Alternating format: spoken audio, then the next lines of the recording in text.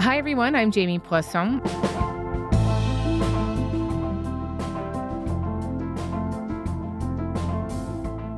So late last week, despite the announced drawdown of personnel, Trump's border czar Tom Homan insisted ICE was not being chased out of Minneapolis. We're not surrendering the president's mission on a mass deportation operation. If you're in the country illegally, if we find you, we'll deport you. The drawdown came amid relentless protests in the city and blowback from local officials.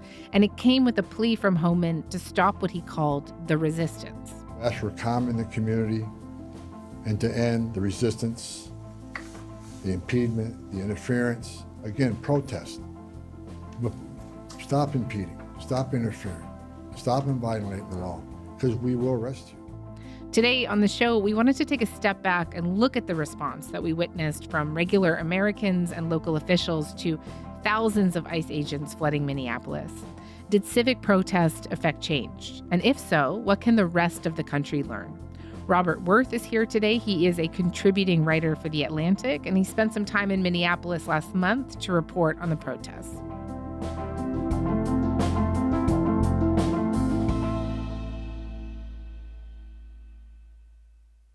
Robert, hey, it's great to have you. Thank you for having me. Thanks so much for being here. So, historically speaking, the state of Minnesota has not necessarily been central to the American history of civil rights or protests like Alabama or Mississippi have been. But in the last decade or so, it has been home to some of the most nationally defining incidents related to policing and urban protests in the U.S. I'm thinking of the police killing of Philando Castile, of course, the police killing of George Floyd. Diamond Reynolds filming the aftermath of a shooting involving her boyfriend, Philando Castile, hit several times by a police officer in Minnesota. So he's licensed to carry. He was trying to get out his ID and his wallet out his pocket, and he let the officer know. At this hour, fires are still burning on the south side of Minneapolis after protesters took to the streets to demand justice for George Floyd, the unarmed, handcuffed black man who pleaded with a police officer to let him breathe as the officer pinned him to the pavement with a knee to his neck. And now ICE's immigration enforcement operation and the killing of 2 civilians. The culture war, fracturing America, captured in 3 gunshots. What did you do? An ICE agent shoots dead a 37-year-old woman in her car. Tonight, despite the brutal cold, a massive crowd of anti-ICE protesters flooding downtown Minneapolis. Mourners left tributes on a frozen snowbank, the site where Alex Preddy was shot and killed by federal agents. I don't know what to do. So we're here. This guy was a hero, and I don't care what anybody else says. He's a Minnesota hero. When thinking specifically about the ICE operation and these most recent killings and the resistance and protests we've seen from people in response, what has it been like to watch this all unfold? Well, I think, part of what's going on here, I think, is that you have a city that is very progressive politically in a state that is really a mix of Democrats and Republicans. And there's a real patchwork of policies there. But there's no question that there's also a long tradition of small d democracy throughout the state of Minnesota, maybe especially in Minneapolis. Certainly, I think since the George Floyd protests after the police killing of George Floyd in 2020, you saw a kind of bolstering of community networks. And I think that contributed to a strong feeling that they wanted to protect themselves, that they were organizing, against what they saw as an intrusive, aggressive federal government, especially after the reelection of Donald Trump in 2024. And so I think people there were really prepared in advance, soon after Trump's reelection, but especially I think starting last spring and last summer when there were already some immigration raids in Minneapolis. And so I think people were prepared, maybe not prepared for how ugly things would get, but they were ready. Trump has sent federal forces into a number of American cities, almost all of them run by Democrats: Washington, Chicago, Portland, Los Angeles. Minneapolis provides maybe the clearest example of the administration's law enforcement and immigration policy to date. How would you characterize Trump's relationship towards Minneapolis and what his interest is ultimately about here? There's no question that it's a political in the sense that, Waltz obviously was, his vice presidential opponent in the 2024 election. That's part of what's going on. There was obviously the stated reason for them doing this Metro Surge, the operation is called, was the fraud scandal in Minnesota attracted a lot of attention, particularly among Republicans. A viral video claims to expose misuse of taxpayer money that was supposed to be spent on social services. Federal agents say they're now going door to door in Minnesota, investigating what officials describe as rampant fraud that could total more than $1 billion in taxpayer money. Now, it's never been clear to me, I don't think there's really any justification. The fraud scandal was real. It was uncovered by people in Minnesota. It was being prosecuted. There's no real reason to go from a scandal like that to an operation that is about finding illegal immigrants, of which there are really not that many, as far as we know, in Minnesota, certainly not compared with some of the bigger states in Florida, for instance, Texas, California. The fraud scandal itself, you heard the Trump administration talk a lot about the Somali community when it came to that raison d'etre for going in. That's called the Great Big Minnesota Scam with one of the dumbest governors ever in history. Somalians ripped off that state for billions of dollars. Billions. Every year. Billions of dollars. And they contribute nothing. This was a group of people that Trump has used just about every schoolyard insult to describe, and whose people he has talked about in similar terms. Their country stinks. We're going to go the wrong way if we keep taking in garbage into our country.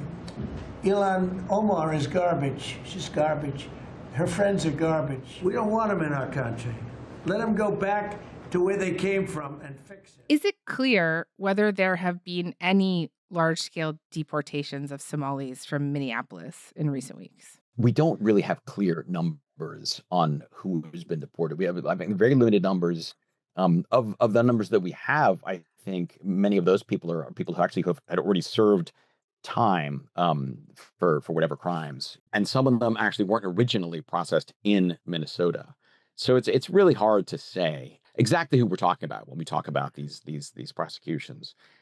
The truth is, it does, as you were saying, that there's a very important political aspect to this, and I think a kind of signaling to his base, we're not going to tolerate illegal immigrants, especially when there's some kind of crime involved. Yeah. I saw Jacob Fry, the mayor of Minneapolis, say, I think that the initial impetus to come to Minnesota was go to Minnesota, arrest and deport a bunch of Somali people.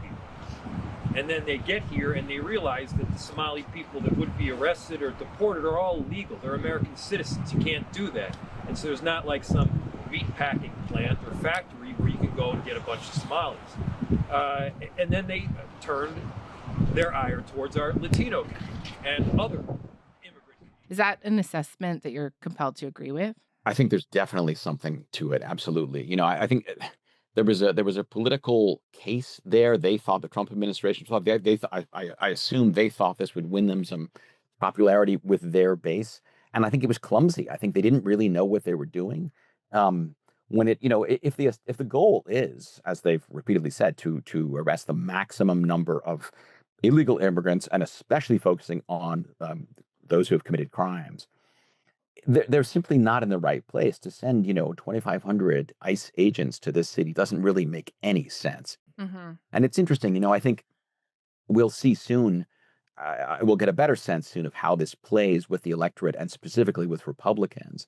But I think it's possible the whole thing is going to look, in 6 months and a year, like a real misstep, like a real backfire of what he wanted to do. It's going to end up maybe making immigration enforcement writ large look like it, inevitably turns into some kind of Gestapo operation, which doesn't serve their ends, really.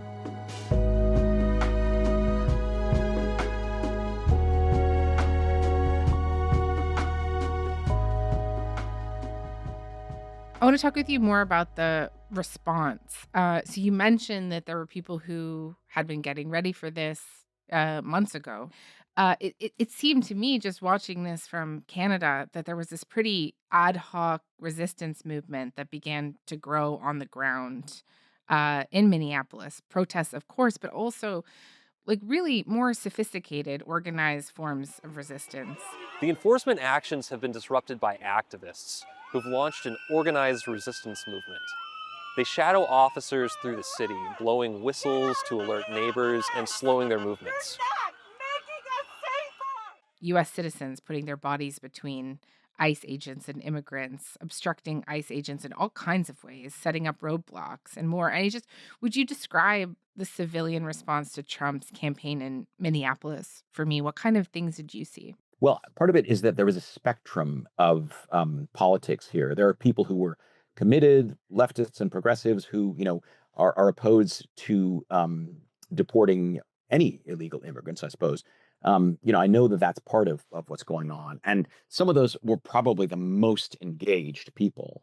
But I think what you have really is that I think the organized response you saw was based on the fact that you have very, very organized neighborhoods, people who are not only in touch with other, on a personal basis, but also on signal groups. I think that much of this began after the 2020 chaos that followed the killing of George Floyd, when it wasn't just a question of these people organizing because they were progressives. There were right-wing provocateurs who were coming into Minneapolis. There was opportunistic crime. And I spoke to a number of people who said, we felt we needed to protect our houses, to protect our neighborhoods, because we didn't know what was happening. And I think that created a groundwork that made it easier for them to start preparing for what they saw as an inevitable, a federal onslaught is what they would call it. But there were also, things got much more specific. There were NGOs that would do trainings, and they did trainings of thousands of people, just letting them know mostly sort of, what are your rights? What has ICE been doing so far? How can you protest while remaining within the law? That kind of thing. And then there were more advanced protests that are called direct action. And those have a legacy going back to the 1960s of training people in confronting, knowing how far you can push things. I witnessed one of these trainings, and it was about, they would do multiple scenarios. Let's imagine there's a sudden ICE raid on a house near yours. How do you make your voice heard? How do you get out there and form a line and block the federal agents? Another one involved protesting at an airport that ICE was using for deportations. And that, in fact, happened shortly after I witnessed the training. What kind of people did you meet at these trainings? There's definitely some who look like your typical protester, if one can say that. Younger people who look visibly progressive, nose rings, that kind of thing. But then I think most of them were not that. I think because, I was there in January. This was after the killing of Renee Good, which is a huge hinge point, I think. But I think a lot of people felt, this enforcement is really targeting the city in a broad way. There are men with guns. This is, heavily armed men who are harassing people, endangering people. We don't like this, and we want to make our voices heard, and we're frightened. You're describing a real contrast with the administration's portrayal of them as extremists or insurrectionists. Yeah, I think there's been a lot of misrepresentation going on. As I said, there was definitely a progressive core. And when you go, I saw some of the confrontations that happened between ICE convoys that were to arrest somebody. One of them, for instance, was at a health center where they had gone presumably to arrest, presumptive illegal migrants. But there was a large crowd of people some of them had followed them, some of them happened to be nearby, who began to protest. And again, you see people who are, sort of typical protest types. You see others who were not, who simply feel, this is wrong, but they've all been prepared. You see identical whistles that everybody uses to draw attention to it. Screeching whistles have become a defining feature of anti-ICE actions. They first drew national attention during large-scale immigration crackdowns in cities like Chicago and Los Angeles last year.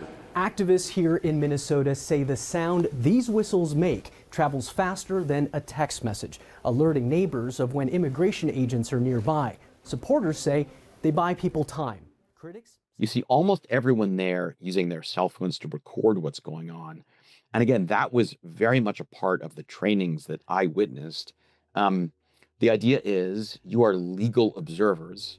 you want to make sure that whatever happens is documented for use in any potential legal proceeding.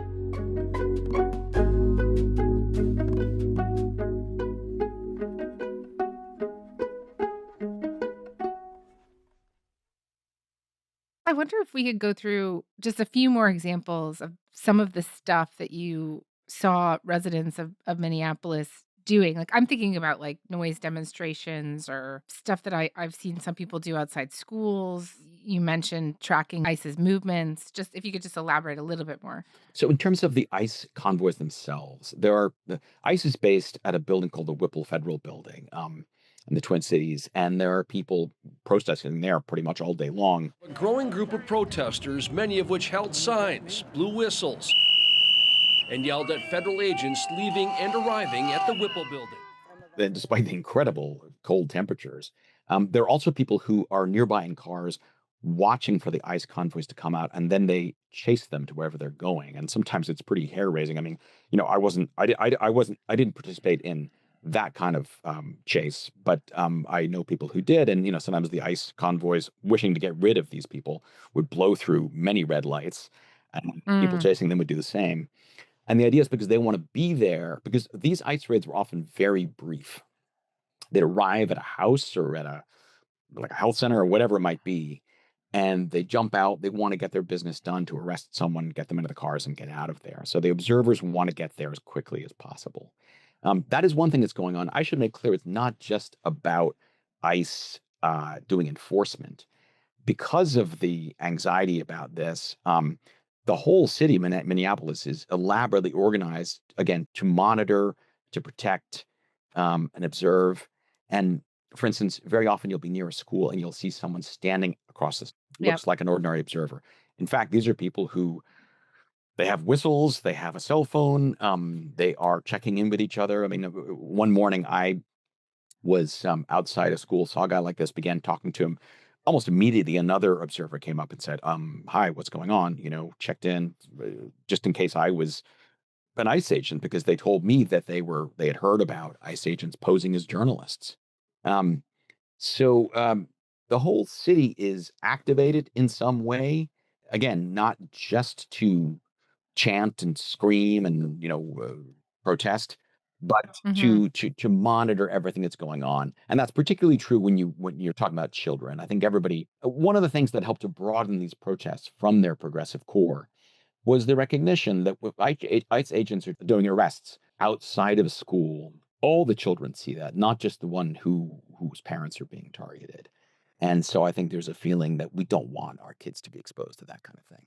Right. I think you write about these raids that were happening in the apartment buildings across from the school, and how one child actually saw his own home get raided and obviously burst into tears. And, the teachers had to shut the blinds. I mean, it's really heart-wrenching. It is. And I've spoke to a number of teachers there and school administrators, and they felt that, this has reached a point where it's sort of traumatizing to the whole community. In the case you mentioned, that school had ICE agents sort of circling it starting in December. And everybody was highly aware of what was going on. They were kind of waiting with dread for when the crackdown and the arrests would take place. And then when they did, what did they do in the school? They were trying to block anyone from potentially coming in, right? Any agents from potentially coming in? That's right. I think, I'm not aware of ICE having actually targeted a school building. But what happened here was, again, for weeks, the ICE cars had been circling. Nobody knew what they were going to do. They actually had arrested some parents, I think, after school. But when the big, whatever you want to call it, operation near the school happened, the parents thought and the teachers thought that it was the school itself that was being targeted. They locked the school down. The parents formed a line, linking arms to block the school entrance. And as it happened, in fact, the raid was on an apartment building across from the school. But I from what I could tell, it was extremely upsetting to everybody involved. This is clear and present terror. That's Fridley Public Schools Superintendent Brenda Lewis describing what she says she's seeing from federal immigration agents on or around school property, including elementary schools. Attendance in the district has dropped nearly 1/3 since the surge began.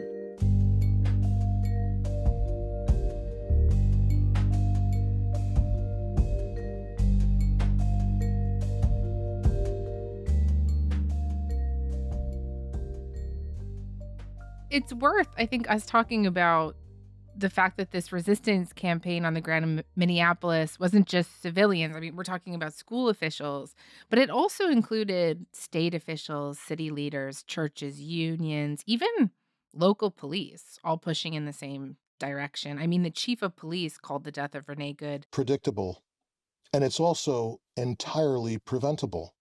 How rare is it that that kind of alignment would happen when thinking about the history of urban protests?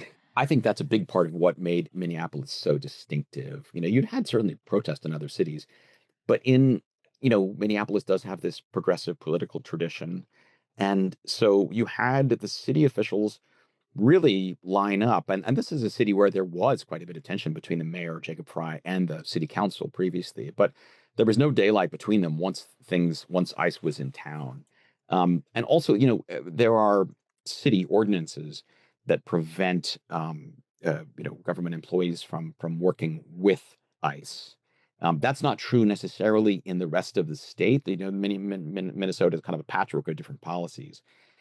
But so to some extent, these city officials are simply following their city's policies, whatever their personal politics might have been. But there's no question, everybody saw Jacob Fry in those press conferences and public statements very emotionally saying, we all feel that this is absolutely an assault on us. And Governor Walz said similar things. Donald Trump, I call on you once again. Remove this force from Minnesota. They are sowing chaos and violence. There's little I can say, again, that'll make this situation better, but I do have a message for our community, for our city, and I have a message for ICE. To ICE, get the out of Minneapolis. Was there a point to you where it became clear that the federal government had made a miscalculation about the city, that this was not playing out in the way that they had hoped that it would or intended it to? Yes, absolutely. I think the killing of Renee Good was such a turning point. The whole country pretty much saw that. And then they saw it again with Alex Pretty.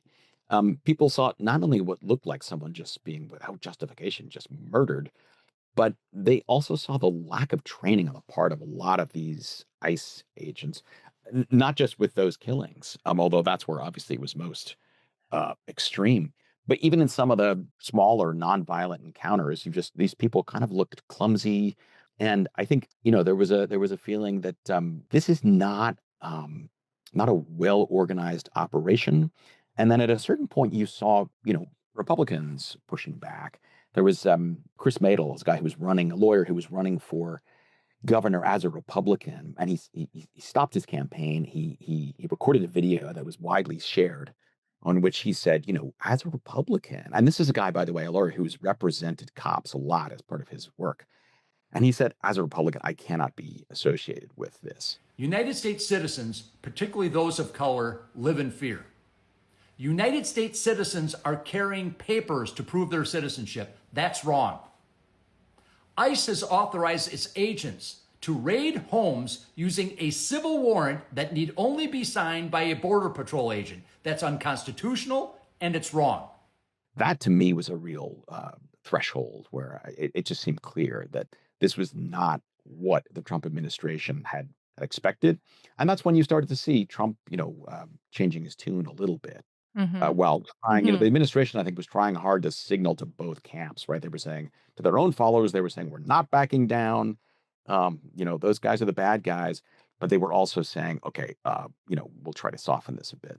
Yeah, I mean, it was really fascinating to watch just the pretty immediate rebuke of some of the language that the administration was using to describe Renee Good, but also Alex Preddy, that they were terrorists. This is classic terrorism. This individual who came with weapons and ammunition to stop a law enforcement operation of federal law enforcement officers committed an act of domestic terrorism. That's the facts. Stephen Miller labeled Preddy a domestic terrorist. Does the president agree with that?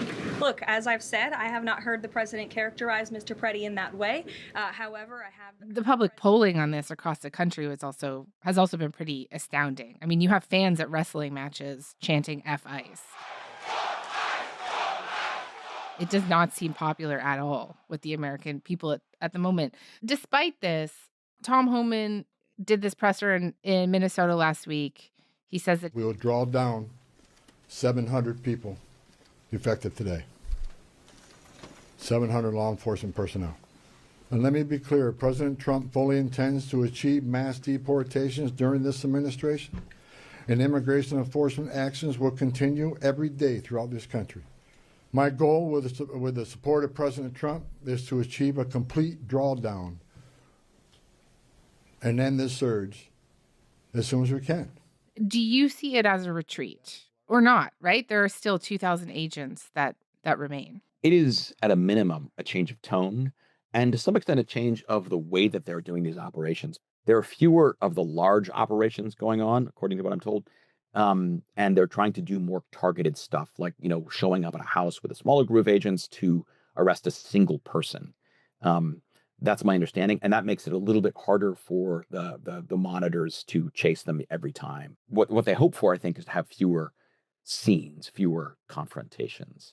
The longer term political fallout is a little bit harder to guess at. But I think what you're saying about the popular pushback is real. And my sense is that this is ultimately going to look like a real miscalculation. There's an interesting moment coming up, actually, on Tuesday. There was going to be a congressional hearing led by a Republican who has been, willing to break with his party. And it's about ICE. And I think that'll be an interesting signal of which way things are going.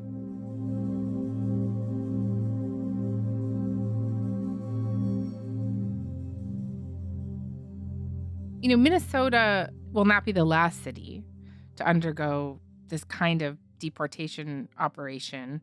A judge blocked the Trump administration from ending temporary protected status for Haitians last week, but that hasn't eased concerns that ICE will target Springfield, Ohio next or soon. The New Yorker is reporting that Haitians in Miami are preparing for mass deportations.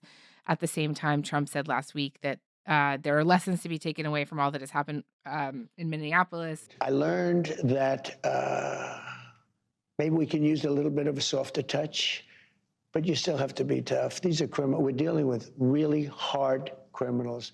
But as you were just saying, perhaps there's kind of a bit of a change in tactics and how ICE goes about doing its job. But if we look at Minnesota as a sort of test case for both the administration's immigration enforcement and effective resistance, what are the lessons here? What are the takeaways here?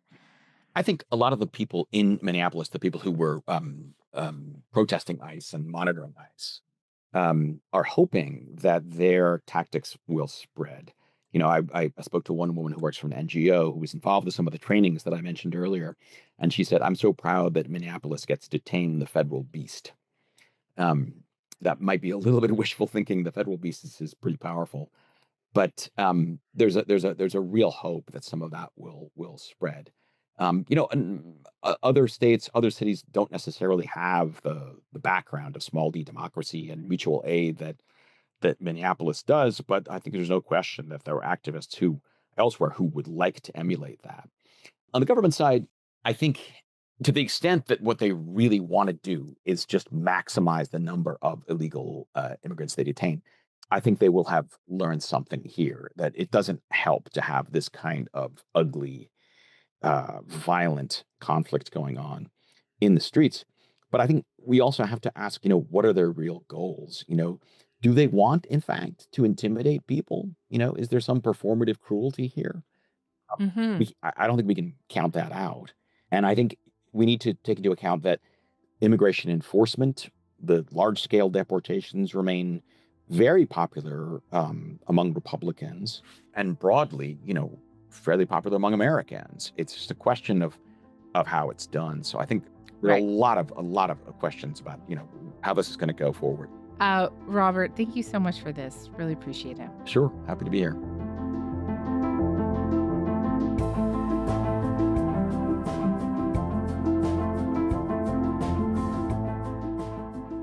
All right, that's all for today. I'm Jamie Poisson. Thanks so much for listening.